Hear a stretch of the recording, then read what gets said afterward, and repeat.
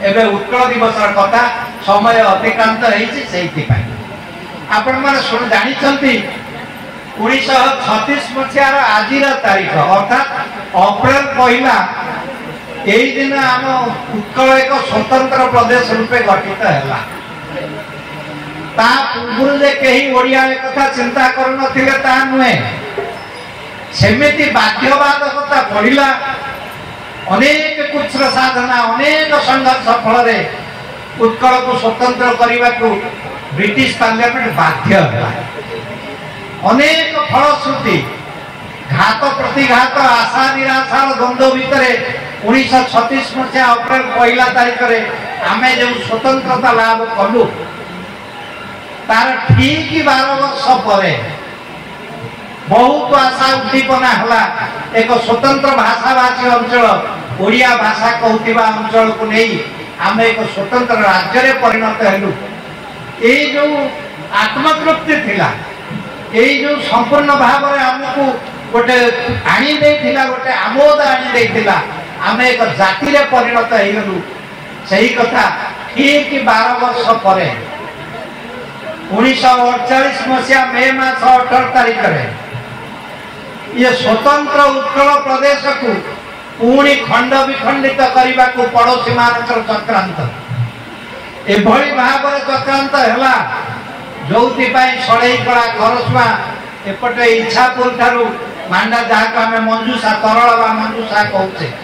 ये सब राज्य आम ठारू पुणी दूरे निगला कौटी शुणी कौ जातिर इतिहास स्वतंत्र हबार 12 वर्ष पर पुणी ताठारू ता अंग छेदन कर ये भली विडंबना है जो मानकर संघर्ष जो मानकर साधना जो मानकर आप्राण उद्यम रे आमे माने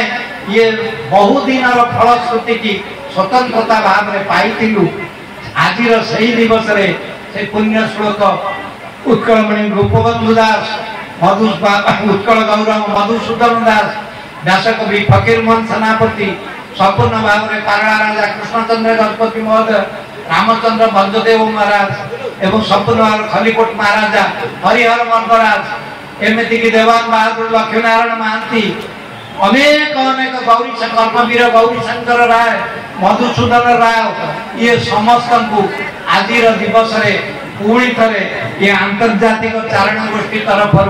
पुणी थे श्रद्धांजलि ज्ञापन कर आज ये फलश्रुति आपण मान शुणिले आश्चर्य हे स्थल पथरे कलिकता सह आमर आदम जीवा आसवा संपर्क नथिला बाटरे नई नाल अनेक अनेक बाधा ता सत्वे उपकूलवर्ती अंचल कलिकता डिविजन शासित होता गंजाम अंचल मद्रास प्रेसिडेंसी मध्य प्रदेश रे पाटना अंचल शासित होता संबलपुर अंचल किए कुआड़े जीव संबलपुर अंचल वाला मध्य प्रदेश से पाटना जीवे गंजामवासी मद्रास जीवे कटकपुरी बालेश्वर एमाने कलिकता जीवे कि विचित्र व्यवस्था ये याकू पुणी एकाठी करने जे उद्यम आमंत्र है सेतेबेले जे ओडिया माने आप्राण उद्यम करि नथिले ता नुहे किंतु जेतेबेले जातिर छाती की दुनिया कथा बाते एमिति समय आसिला संबलपुर कोर्ट कचेरी जेतेबेले ओडिया भाषा को उठे दे हिंदी भाषा को जबरदस्ती लति दिया सेतेबेले लेखुथिले गंगाधर लिखिले निज घरे बसी निर्वासन दुख एहा की कपाल लिखन मातृभाषा मना भाई संग बिना विकल होउछि जीवन ये जाति सेतिके बेले बुझिला संघर्ष न कले हबो नाही विप्लव न कले हबो नाही मागे मागे पथ भिकारी कह केउ जाति पाइछि मुक्ति करी हारी हुरी दुआरी कह पाइछि के सुख लिबाइछि दुख मागी मागी पथ भिकारी मागिले मिले नहीं संघर्ष कले मिले ये जुड़िया जागी उठिला संपूर्ण भाव में सरकार से देवा को आरंभ कला गोटे वज्र शपथ नेला डरइले डरिबु नहीं आमे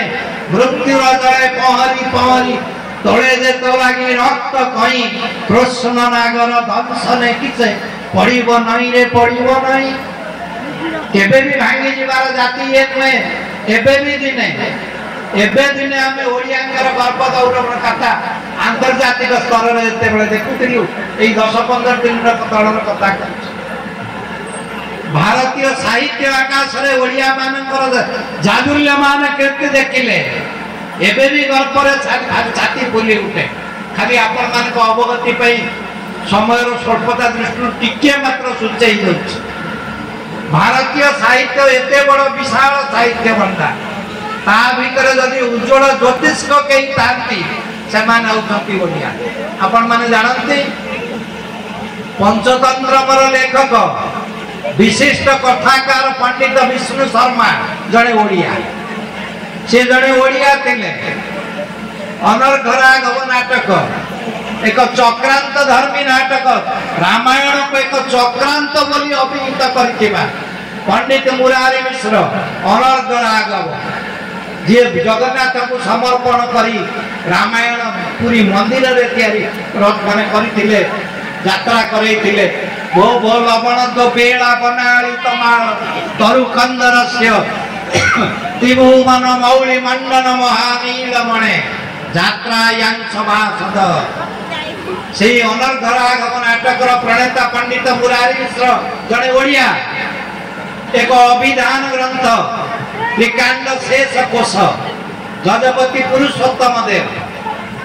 जे प्रथम करी अभिधान ग्रंथ भारतीय साहित्य रे चमक सृष्टि कले पुरुषोत्तम जगह आमे प्रथम करी से अभिधान ग्रंथ रे जगन्नाथ ना देखा मिलला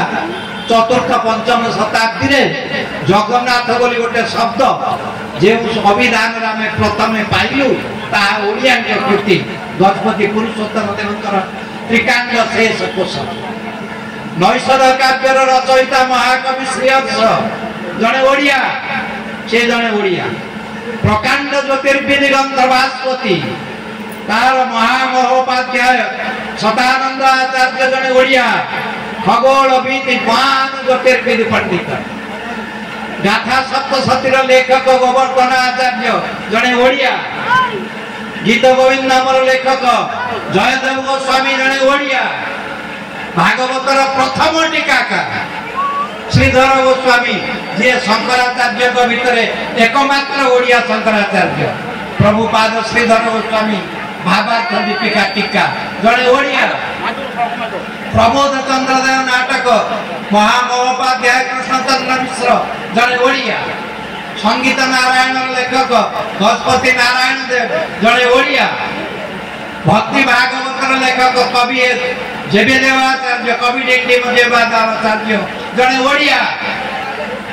वैष्णव भाष्य नथिला जेमिति वेदांत सूत्र भाष्य ब्रह्मसूत्र जेते बेले साधु समाज वैष्णव मंडली को विशेष करी गौड़ीय वैष्णव मान को पचारिले आपनकर भाष्य कोन सूत्र कोन वैष्णव मंडली रे जेते बेले भाष्य नथिला सेते बेले जने ओडिया अंटा बिटिले संपूर्ण भाव में वैष्णव साहित्य भाष्य ग्रंथ गोविंद भाष्य रचना कले कवि पंडित बलदेव विद्याभूषण बट मूल कल्पवट मूल बसी गोविंद भाष्य रचना कले जड़े ओडिया विख्यात सिद्धांत दर्पण हेब नाई नरदेहे थीब जावत हृदय सिद्धांत दर्पण लेखक महामहोपाध्याय सामंत चंद्रशेखर पठाणी शांत जड़े ओडिया उज्ज्वल ज्योतिष भाव में भारत आकाश में साहित्य आकाश में ये ओडिया माने निजर स्थान दखल करथिबा बेले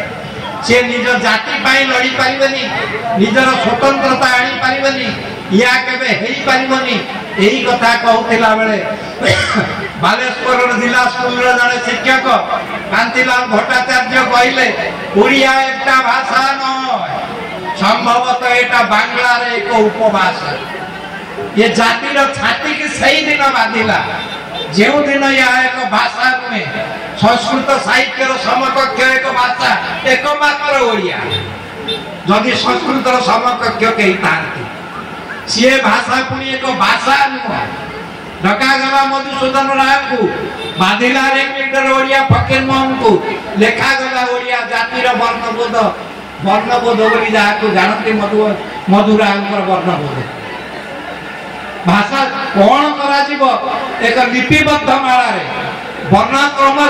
संपूर्ण भाव जाति समृद्ध खाली है आगंगा गोदावरी गजपति साम्राज्य पुणी थे मिसिब पारला जमीदारी चलीगला कृष्णचंद्र गजपति गले गोल टेबुल बैठक को छड़े आनिले जमीदारी संपूर्ण भाव जी